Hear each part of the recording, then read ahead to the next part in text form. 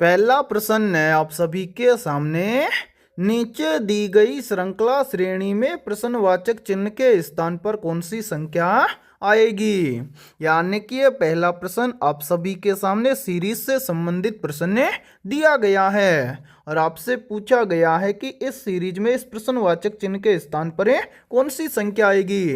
तो मेरे भाई इस टाइप के प्रश्न को आप एग्जाम में देखते हैं, फटाफट से कैसे सोल्व करेंगे तो वो देखिए आपको जब भी एग्जाम के अंदर सीरीज से संबंधित प्रश्न दिया जाए तो आपको क्या करना है, सबसे पहले आपको ये देखना है कि सीरीज में आपको क्या क्या दिया गया है। तो यहाँ पर ध्यान से देखिए, सीरीज में हमें सबसे पहले दिया गया है 11, 11 के बाद में दिया गया है 31, 31 के बाद में दिया गया है 55, 55 के बाद में दिया गया है 84, 84 के बाद में दिया गया है 119 और 119 के बाद में पूछा गया है कि इस प्रश्नवाचक चिन्ह के स्थान पर कौन सी संख्या आएगी। तो यहाँ पर ध्यान से समझिए इस प्रश्न को किस प्रकार से सोल्व किया गया है। मेरे भाई यहाँ पर देखिए सीरीज में सबसे पहले दिया गया है 11, 11 से कितना बन रहा है 31, 11 से 31 कैसे बनेगा। तो ध्यान से देखिए यदि हम 11 में क्या कर दें प्लस 20 कर दें तो 11 और 20 मिलकर बन जाएगा 31। इसी प्रकार से देखिए 31 से कितना बन रहा है 55, 31 से 55 कैसे बनेगा। तो यहाँ पर देखिए यदि हम 31 में क्या कर दें प्लस 24 कर दें तो 31 और 24 मिलकर बन जाएगा 55। इसी प्रकार से आगे देखिए 55 से कितना बन रहा है 84, तो 55 से 84 कैसे बनेगा। तो यहां पर ध्यान से देखिए यदि हम 55 के अंदर क्या कर दें प्लस 29 कर दें तो 55 और 29 मिलकर बन जाएगा 84। इसी प्रकार आगे देखिए 84 से कितना बन रहा है 119, तो 84 से 119 कैसे बनेगा। तो मेरे भाई यहां पर ध्यान से देखिए यदि हम यहाँ पर 84 के अंदर क्या कर दे प्लस 35 कर दें तो मेरे भाई 84 और 35 मिलकर बन जाएगा 119। अब इसी प्रकार से आपसे पूछा गया है कि 119 से इस प्रश्नवाचक चिन्ह के स्थान पर कौन सी संख्या आएगी। तो इस प्रश्न चिन्ह की वैल्यू ज्ञात करने से पहले नीचे जितनी भी संख्याएं आई है इन सभी संख्याओं को ध्यान से देखिए और पता लगाइए यहाँ पर कौन सा लॉजिक लगा है। तो ध्यान से देखिए नीचे कौन कौन सी संख्या दी गई है। सबसे पहले है प्लस 20, उसके बाद में प्लस 24, उसके बाद में प्लस 29, उसके बाद में प्लस 35। यानी कि सभी में क्या हो रहा है प्लस हो रहा है, तो आगे भी क्या होगा प्लस होगा। कितना प्लस होगा तो वो देखिए, सबसे पहले प्लस 20, उसके बाद में प्लस 24, 20 से कितना बना 24, तो कैसे 20 के अंदर प्लस 4 कर देंगे बन जाएगा 24। फिर देखिए 24 से कितना बन रहा है 29, 24 से 29 कैसे बनेगा। तो यहाँ पर देखिए यदि हम 24 में क्या कर दें प्लस 5 कर दें तो 24 और 5 मिलकर बन जाएगा 29। इसी प्रकार ध्यान से देखिए 29 से कितना बन रहा है 35, 29 से 35 कैसे बनेगा। तो 29 में क्या कर देंगे प्लस 6 कर देंगे तो 29 और 6 मिलकर बन जाएगा 35। अब इसी प्रकार से 35 से अगली संख्या निकालने के लिए हम क्या करेंगे मेरे भाई, यहाँ पर देखिए 35 से अगली संख्या निकालने के लिए सबसे पहले यहां पर देखिए प्लस 4 हुआ, उसके बाद में प्लस 5, उसके बाद में प्लस 6। तो अब कंटिन्यू करेंगे तो आगे हो जाएगा प्लस 7, यानी कि 35 के अंदर प्लस 7 कर देंगे तो 35 और 7 मिलकर बन जाएगा 42। अब यहां पर देखिए हमें क्या करना है, इस प्रश्न चिन्ह की वैल्यू ज्ञात करनी है। तो यहां पर ध्यान से देखिए यदि हम 119 के अंदर क्या कर दें प्लस 42 कर दें तो इस प्रश्न चिन्ह की वैल्यू हमें ज्ञात हो जाएगी। तो यहां पर ध्यान से देखिए 119 के अंदर क्या कर देंगे प्लस 42 कर देंगे तो 119 और मेरे भाई 42 मिलकर बन जाएगा 161, यानी कि इस प्रश्नवाचक चिन्ह के स्थान पर संख्या भरी जाएगी 161। अब हमें देखना है कि संख्या 161 किसी ऑप्शन में दी गई है, तो आंसर संख्या 161 में दी गई है ऑप्शन है सी के अंदर है। तो पहले प्रश्न के अंदर ऑप्शन सी हो जाएगा सभी का करेक्ट आंसर है। तो उम्मीद करता हूं कि जब भी आपको एग्जाम के अंदर सीरीज से संबंधित प्रश्न दिया जाएगा तो फटाफट से सोल्व कर लेंगे। और मेरे भाई याद रखना आपके रेलवे ग्रुप डी एग्जाम की प्रत्येक शिफ्ट के अंदर सीरीज से लगभग 3 से 4 प्रश्न पूछे जाते हैं, ठीक है। और इसी के साथ में देखिए आप सभी के लिए बहुत ही इंपॉर्टेंट सूचना है, यदि आप पहली बार के अंदर रेलवे ग्रुप डी एग्जाम 2026 को क्रैक करना चाहते हैं तो हमने आपके रेलवे ग्रुप डी एग्जाम 2026 के लिए ऑल सब्जेक्ट के ऊपर टॉपिक वाइज लगभग 21,000 प्लस रामबाण क्वेश्चनों का मास्टर पीडीएफ सेट तैयार किया है। और जो भी अभ्यर्थी ये कंप्लीट मास्टर पीडीएफ सेट लेना चाहता है वो हमारे इस व्हाट्सएप नंबर पर कांटेक्ट करके ले सकता है। व्हाट्सएप नंबर है 73748268 93। ये हमारा व्हाट्सअप नंबर है। इस व्हाट्सअप नंबर पर आप कांटेक्ट करके इस कंप्लीट मास्टर पीडीएफ सेट को ले सकते हैं। और मेरे भाई इस कंप्लीट मास्टर पीडीएफ सेट की प्राइस हमने रखी है मात्र और मात्र 99 रुपये। यानी कि कंप्लीट मास्टर पीडीएफ सेट आपको मिलने वाला है मात्र और मात्र 99 रुपये की फीस के अंदर है। और मैं आप सभी को एक गारंटी के साथ में बोल रहा हूँ, यदि आप एग्जाम से पहले इन 21,000 क्वेश्चनों को अच्छे से तैयार कर लेते हैं तो आप पहली बार के अंदर रेलवे ग्रुप डी एग्जाम 2026 को क्रैक कर जाएंगे। और सभी क्वेश्चन आपको फुल सॉल्यूशन के साथ में मिलने वाले हैं। ठीक है, तो चलिए फिर अगला प्रश्न देखते हैं। दूसरा प्रश्न है आप सभी के सामने, नीचे दिए गए विकल्पों में से संबंधित संख्या को चुनिए। यानी कि ये दूसरा प्रश्न आप सभी के सामने नंबर एनालॉजी से संबंधित प्रश्न दिया गया है। और आपसे पूछा गया है कि इस प्रश्नवाचक चिन्ह के स्थान पर कौन सी संख्या आएगी। तो मेरे भाई इस टाइप के प्रश्न को आप एग्जाम में देखते ही फटाफट से कैसे सोल्व करेंगे, तो वो देखिए जब भी इस टाइप का प्रश्न आपको एग्जाम में दिया जाएगा तो आपको सोल्व कैसे करना है। सबसे पहले आपको यहाँ पर पता करना है कि 18 से यहाँ पर 62 कैसे बना है। यानी कि जिस प्रकार से 18 से यहाँ पर 62 बना है उसी प्रकार से फिर हम यहाँ पर बताएंगे कि 15 से इस प्रश्नवाचक चिन्ह के स्थान पर कौन सी संख्या आएगी। तो ध्यान से समझिए इस प्रश्न को किस प्रकार से सोल्व किया गया है। सबसे पहले यहाँ पर देखिए 18 से यहाँ पर 62 कैसे बना है। तो मेरे भाई 18 से यहाँ पर 62 बनाने के लिए क्या किया गया है, सबसे पहले इस 18 का किया गया है 4 गुना। तो यहाँ पर 18 का 4 गुना करेंगे तो यहाँ पर बन जाएगा 18 चौक 72। और 72 में से यहाँ पर क्या किया गया है, 10 को घटाकर यहाँ पर लिखा गया है 62। और मेरे भाई ध्यान से देखिए 62 यहाँ पर आप सभी के सामने दिया भी गया है। अब यही सेम लॉजिक हम लगाएंगे इस 15 के अंदर और इस 15 से इस प्रश्न चिन्ह की वैल्यू ज्ञात करेंगे। तो करेंगे क्या, 15 से प्रश्न चिन्ह की वैल्यू ज्ञात करने के लिए सबसे पहले तो हम करेंगे 15 का 4 गुना। तो 15 का 4 गुना करेंगे तो यहाँ पर बन जाएगा 15 चौक 60। और जिस प्रकार से 72 में से 10 को कम करके यहाँ पर लिखा गया है 62, उसी प्रकार से हम 60 में से क्या कर देंगे, 10 को कम कर देंगे। तो 60 में से 10 चला जाएगा तो यहाँ पर बचेगा 50। यानी कि इस प्रश्नवाचक चिन्ह के स्थान पर संख्या भरी जाएगी 50। अब हमें देखना है कि संख्या 50 किसी ऑप्शन में दी गई है। तो आंसर है संख्या 50 में दी गई है ऑप्शन सी के अंदर है। तो दूसरे प्रश्न के अंदर ऑप्शन सी हो जाएगा सभी का करेक्ट आंसर है। तो उम्मीद करता हूं कि जब भी इस टाइप का प्रश्न आपको एग्जाम में दिया जाएगा तो आप फटाफट से सोल्व कर लेंगे। ठीक है, तो चलिए फिर अगला प्रश्न देखते हैं।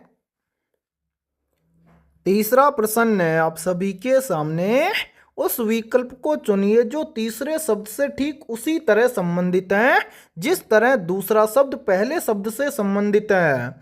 यानी कि ये तीसरा प्रश्न भी आप सभी के सामने एनालॉजी से संबंधित प्रश्न दिया गया है। और आपसे पूछा गया है कि जिस प्रकार से रविंद्रनाथ टैगोर का संबंध है साहित्य के साथ में, उसी प्रकार से मदर टेरेसा का संबंध किस शब्द के साथ में होगा। तो मेरे भाई इस टाइप के प्रश्न को आप एग्जाम में देखते हैं मात्र 2 से 3 सेकंड में कैसे सोल्व करेंगे, तो वो देखिए जब भी इस टाइप का प्रश्न आपको एग्जाम में दिया जाए तो आपको क्या करना है, सबसे पहले आपको यहां पर पता करना है कि रविंद्रनाथ टैगोर का संबंध साहित्य के साथ में कैसे है। यानी कि जिस प्रकार से रविंद्रनाथ टैगोर का संबंध है साहित्य के साथ में, उसी प्रकार से फिर हम यहां पर बताएंगे कि मदर टेरेसा का संबंध किस शब्द के साथ में होगा। तो यहां पर ध्यान से देखिए रविंद्रनाथ टैगोर का संबंध साहित्य के साथ में कैसे है। तो जो रविंद्रनाथ टैगोर हैं इनको नोबेल पुरस्कार मिला था साहित्य के क्षेत्र में। अब इसी प्रकार से आपको बताना है कि मदर टेरेसा को किस क्षेत्र में नोबेल पुरस्कार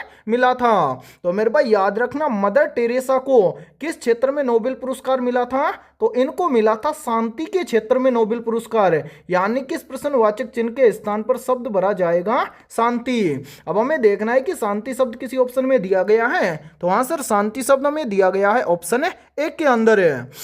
तो तीसरे प्रश्न के अंदर ऑप्शन ए हो जाएगा सभी का करेक्ट आंसर है।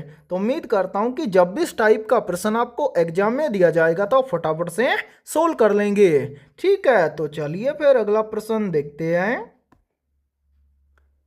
चौथा प्रश्न है आप सभी के सामने, वह आरेख चुनिए जो दिए गए वर्गों के बीच संबंध का सही निरूपण करता है। यानी कि ये चौथा प्रश्न आप सभी के सामने वेन डायग्राम से संबंधित प्रश्न दिया गया है और आपसे पूछा गया है कि सोना, कार्बन और धातु इन तीनों शब्दों के लिए सही वेन डायग्राम किस प्रकार का बनेगा। तो मेरे भाई इस टाइप के प्रश्न को आप एग्जाम में देखते हैं फटाफट से कैसे सोल्व करेंगे। तो वो देखिए आपको जब भी एग्जाम के अंदर वेन डायग्राम से संबंधित प्रश्न दिया जाए तो आपको क्या करना है, सबसे पहले जिन शब्दों से आपको वेन डायग्राम तैयार करना है उन शब्दों के बीच में आपको देखना है रिलेशन है। जैसे यहां पर देखिए सबसे पहले हम रिलेशन देखेंगे सोना और कार्बन इन दोनों के बीच में। तो क्या सोना और कार्बन इन दोनों के बीच में कोई रिलेशन है? तो नहीं सर, सोना और कार्बन के बीच में कोई भी रिलेशन नहीं है, क्योंकि सोना तो क्या है, एक धातु है और कार्बन क्या है, एक अधातु है। ठीक है, इसी प्रकार से हम क्या करेंगे, रिलेशन देखेंगे कार्बन और धातु के बीच में। तो यहां पर क्या इन दोनों के बीच में कोई रिलेशन है? तो बिल्कुल नहीं है। यानी कि कार्बन क्या है, एक अधातु है और धातु तो धातु होती है। ठीक है, अब इसी प्रकार से हम क्या करेंगे, रिलेशन देखेंगे सोना और धातु के बीच में। तो क्या सोना और धातु के बीच में कोई रिलेशन है? तो हाँ सर, सोना और धातु के बीच में रिलेशन है। क्या रिलेशन है? सोना है, ये एक प्रकार की क्या है, धातु है। ठीक है, अब इतना हमें पता चल गया। वेन डायग्राम कैसे तैयार करेंगे, तो वो देखिए सबसे पहले कौन सा शब्द है, सोना। तो पहला आरेख हम बनाएंगे किसके लिए, सोना के लिए।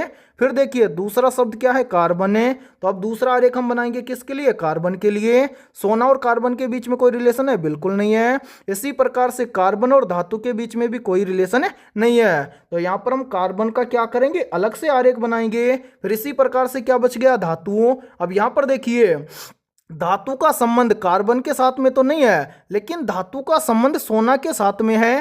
कैसे संबंध है, जो सोना है ये एक प्रकार की क्या है, धातु है। तो मेरे भाई यहां पर धातु का आरेख बन जाएगा इस प्रकार से, यानी कि धातु के अंदर आ जाएगा सोना। ठीक है, यानी कि ये तो क्या है, सोना, ये क्या है, धातु। ठीक है, यानी कि सोना एक धातु है और कार्बन इन दोनों से अलग है। तो यानी कि आपका सोना, कार्बन और धातु तीनों शब्दों के लिए 100% सही वेन डायग्राम बनेगा इस प्रकार का।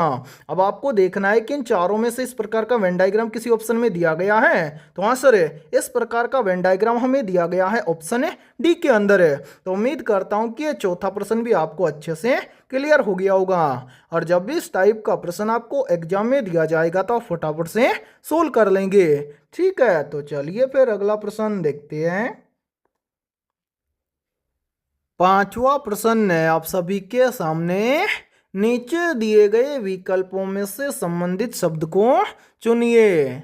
यानी कि ये पांचवा प्रश्न आप सभी के सामने एनालॉजी से संबंधित प्रश्न दिया गया है और आपसे पूछा गया है कि जिस प्रकार से चावल का संबंध है कार्बोहाइड्रेट के साथ में, उसी प्रकार से दाल का संबंध किसके साथ में होगा। तो इस टाइप के प्रश्न को आप एग्जाम में देखते हैं मात्र 2 से 3 सेकंड में कैसे सोल्व करेंगे, तो वो देखिए इस टाइप के प्रश्न के अंदर आपको क्या करना है, सबसे पहले आपको यहां पर पता करना है कि चावल का संबंध कार्बोहाइड्रेट के साथ में कैसे है।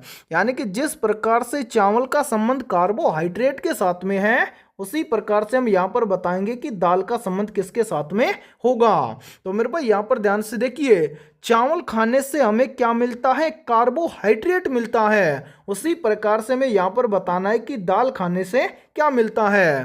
तो चावल खाने से कार्बोहाइड्रेट मिलता है, उसी प्रकार दाल खाने से हमें मिलता है प्रोटीन। यानी कि इस प्रश्नवाचक चिन्ह के स्थान पर शब्द भरा जाएगा प्रोटीन। अब हमें देखना है कि प्रोटीन शब्द किसी ऑप्शन में दिया गया है। तो हाँ सर, प्रोटीन शब्द हमें दिया गया है ऑप्शन सी के अंदर है। तो पांचवें प्रश्न के अंदर ऑप्शन सी हो जाएगा सभी का करेक्ट आंसर है। तो उम्मीद करता हूं कि जब भी इस टाइप का प्रश्न आपको एग्जाम में दिया जाएगा तो आप फटाफट से सोल्व कर लेंगे। ठीक है, और इस क्लास के अंदर आपको एंड तक बने रहना है, क्योंकि इस क्लास के अंदर आपको सभी टाइप के प्रश्न देखने को मिलेंगे। ठीक है, तो चलिए फिर अगला प्रश्न देखते हैं। छठा प्रश्न है आप सभी के सामने, गति के नियम को किसने परिभाषित किया था। मेरे भाई मोस्ट इंपोर्टेंट प्रश्न है ये, तो जल्दी से बताइए इन चारों में से करेक्ट आंसर क्या होगा। आप सभी से पूछा गया है कि गति के नियम को किसने परिभाषित किया था। तो यहाँ पर देखिए इन चारों में से करेक्ट आंसर हो जाएगा सभी का ऑप्शन डी, गति के नियम को परिभाषित किया था वैज्ञानिक न्यूटन ने। तो छठे प्रश्न के अंदर करेक्ट आंसर हो जाएगा सभी का ऑप्शन है डी। तो चलिए फिर अगला प्रश्न देखते हैं। सातवां प्रश्न है आप सभी के सामने, यूगोस्लाविया की राजधानी क्या है? मेरे भाई मोस्ट इंपोर्टेंट प्रश्न है ये, और याद रखना आपके रेलवे ग्रुप डी एग्जाम की प्रत्येक शिफ्ट के अंदर है राजधानी और मुद्रा टॉपिक से लगभग 2 से 3 प्रश्न प्रत्येक शिफ्ट के अंदर है पूछे जाते हैं। तो इस टाइप के प्रश्न का या तो आप स्क्रीनशॉट ले लेना या फिर इस टाइप के प्रश्न को आप अपनी नोटबुक के अंदर जरूर नोट कर लेना, क्योंकि इस टाइप के प्रश्न को यदि आप नोट कर लेंगे तो 2 से 3 प्रश्न आपके करेक्ट होने वाले हैं। तो जल्दी से बताइए इन चारों में से करेक्ट आंसर क्या होगा? आप सभी से पूछा गया है कि यूगोस्लाविया की राजधानी क्या है। तो यहाँ पर देखिए इन चारों में से करेक्ट आंसर हो जाएगा सभी का ऑप्शन है बी, यानी कि यूगोस्लाविया की राजधानी है बेलग्रेड। तो सातवें प्रश्न के अंदर करेक्ट आंसर हो जाएगा सभी का ऑप्शन है बी। तो चलिए फिर अगला प्रश्न देखते हैं। आठवां प्रश्न है आप सभी के सामने, मुगल बादशाह अकबर के किस वित्त मंत्री ने देसाला नामक कराधान की प्रणाली शुरू की थी? तो यहाँ पर देखिए इन चारों में से करेक्ट आंसर हो जाएगा सभी का ऑप्शन है डी, मुगल बादशाह अकबर के राजा टोडरमल वित्त मंत्री ने देसाला नामक कराधान की प्रणाली शुरू की थी। तो आठवें प्रश्न के अंदर करेक्ट आंसर हो जाएगा सभी का ऑप्शन है डी। और मेरे भाई ये प्रश्न बहुत ही इंपॉर्टेंट प्रश्न है, चाहे तो आप इस प्रश्न का स्क्रीनशॉट भी ले सकते हैं या फिर आप सभी स्टूडेंट्स इस प्रश्न को अपनी नोटबुक के अंदर नोट भी कर सकते हैं। ठीक है, तो चलिए फिर अगला प्रश्न देखते हैं। नौवां प्रश्न है आप सभी के सामने, हाइड्रोजन बम किस सिद्धांत पर आधारित है? तो यहाँ पर देखिए इन चारों में से करेक्ट आंसर हो जाएगा सभी का ऑप्शन है ए, हाइड्रोजन बम नाभिकीय संलयन सिद्धांत पर आधारित है, या फिर हम बोल सकते हैं कि नाभिकीय संलयन अभिक्रिया पर है हाइड्रोजन बम क्या करता है, कार्य करता है। तो नौवें प्रश्न के अंदर करेक्ट आंसर हो जाएगा सभी का ऑप्शन है ए। तो चलिए फिर अगला प्रश्न देखते हैं। 10वां प्रश्न है आप सभी के सामने, काकोरी कांड किस वर्ष हुआ था?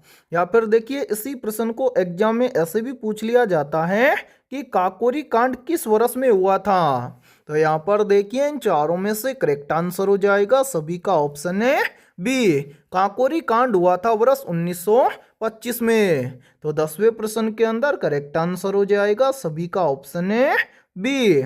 और मेरे भाई यहाँ पर ध्यान से देखिए, यदि ये क्लास आपको पसंद आ रही है तो जल्दी से एक बार इस क्लास को लाइक कर दीजिए, और यदि आप हमारे इस YouTube चैनल से पहली बार जुड़े हैं तो इस YouTube चैनल को कर लीजिए सब्सक्राइब और बेल आइकन को प्रेस करना, ताकि ऐसी ही शानदार क्लास का नोटिफिकेशन आपको सबसे पहले देखने को मिले। ठीक है, तो चलिए फिर अगला प्रश्न देखते हैं।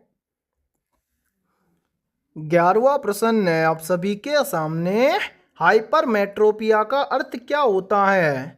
ऑप्शन ए है निकट दृष्टि दोष है, ऑप्शन बी है जरा दृष्टि दोष है, ऑप्शन सी है दूरदृष्टि दोष है, और ऑप्शन डी है मोतियाबिंद। तो यहाँ पर देखिए इन चारों में से करेक्ट आंसर हो जाएगा सभी का ऑप्शन है सी, हाइपरमेट्रोपिया का अर्थ होता है दूरदृष्टि दोष। तो 11वें प्रश्न के अंदर करेक्ट आंसर हो जाएगा सभी का ऑप्शन है सी। तो चलिए फिर अगला प्रश्न देखते हैं। 12वां प्रश्न है आप सभी के सामने, किस भारतीय नदी को बंगाल का शोक कहा जाता है? निर्भय वेरी वेरी इंपॉर्टेंट प्रश्न है ये, तो जल्दी से बताइए इन चारों में से करेक्ट आंसर क्या होगा? आप सभी से पूछा गया है कि किस भारतीय नदी को बंगाल का शोक कहा जाता है। तो यहाँ पर देखिए इन चारों में से करेक्ट आंसर हो जाएगा सभी का ऑप्शन है बी, भारत की दामोदर नदी को बंगाल का शोक कहा जाता है, या फिर हम बोल सकते हैं कि बंगाल का शोक कहा जाता है दामोदर नदी को। तो 12वें प्रश्न के अंदर करेक्ट आंसर हो जाएगा सभी का ऑप्शन है बी। तो चलिए फिर अगला प्रश्न देखते हैं। 13वां प्रश्न है आप सभी के सामने, किसके द्वारा आनुवंशिकता के विज्ञान को आनुवंशिकी कहा गया है? तो यहाँ पर देखिए इन चारों में से करेक्ट आंसर हो जाएगा सभी का ऑप्शन है डी, डब्ल्यू बेटसन द्वारा आनुवंशिकता के विज्ञान को आनुवंशिकी कहा गया है। तो 13वें प्रश्न के अंदर करेक्ट आंसर हो जाएगा सभी का ऑप्शन है डी। तो चलिए फिर अगला प्रश्न देखते हैं। 14वां प्रश्न है आप सभी के सामने, ब्रह्मपुत्र नदी का उद्गम स्थल कहाँ है? या फिर देखिए इसी प्रश्न को एग्जाम के अंदर घुमाकर ऐसे भी पूछ लिया जाता है। प्रश्न पूछा जाता है कि ब्रह्मपुत्र नदी कहाँ से निकलती है? तो यहाँ पर देखिए इन चारों में से करेक्ट आंसर हो जाएगा सभी का ऑप्शन है ए, ब्रह्मपुत्र नदी का उद्गम स्थल है मानसरोवर झील, या फिर हम बोल सकते हैं कि मानसरोवर झील से निकलती है ब्रह्मपुत्र नदी। तो 14वें प्रश्न के अंदर करेक्ट आंसर हो जाएगा सभी का ऑप्शन है ए। और यहाँ पर देखिए यहीं से एक प्रश्न और बनता है और ये प्रश्न भी काफी बार एग्जाम के अंदर रिपीट होता है। प्रश्न पूछा जाता है कि भारत की सबसे चौड़ी नदी कौन सी है? तो मेरे भाई याद रखना, भारत की सबसे चौड़ी नदी है ब्रह्मपुत्र नदी। और इस ब्रह्मपुत्र नदी की चौड़ाई कितनी है ये आप सभी को कमेंट सेक्शन के अंदर कमेंट करके बताना है। ठीक है, तो चलिए फिर अगला प्रश्न देखते हैं। 15वां प्रश्न है आप सभी के सामने, भारत के संसद द्वारा दल बदल विरोधी कानून किस वर्ष में पारित किया गया था? ऑप्शन ए है वर्ष 1984 में, ऑप्शन बी है वर्ष 1985 में, ऑप्शन सी है वर्ष 1986 में और ऑप्शन डी है वर्ष 1988 में। तो यहाँ पर देखिए इन चारों में से करेक्ट आंसर हो जाएगा सभी का ऑप्शन है बी, भारत के संसद द्वारा दल बदल विरोधी कानून वर्ष 1985 में पारित किया गया था। तो 15वें प्रश्न के अंदर करेक्ट आंसर हो जाएगा सभी का ऑप्शन है बी। तो मेरे भाई आज की इस क्लास के अंदर इतना ही। यदि ये क्लास आपको पसंद आई है तो जल्दी से एक बार इस क्लास को लाइक कर दीजिए। और यदि आप हमारे इस YouTube चैनल से पहली बार जुड़े हैं तो इस YouTube चैनल को कर लीजिए सब्सक्राइब और बेल आइकन को प्रेस करना, ताकि ऐसी ही शानदार क्लास का नोटिफिकेशन आपको सबसे पहले देखने को मिले। तो फिर मिलते हैं ऐसे ही बेहतरीन और शानदार क्वेश्चनों के साथ शाम को 7:30 बजे। ठीक है।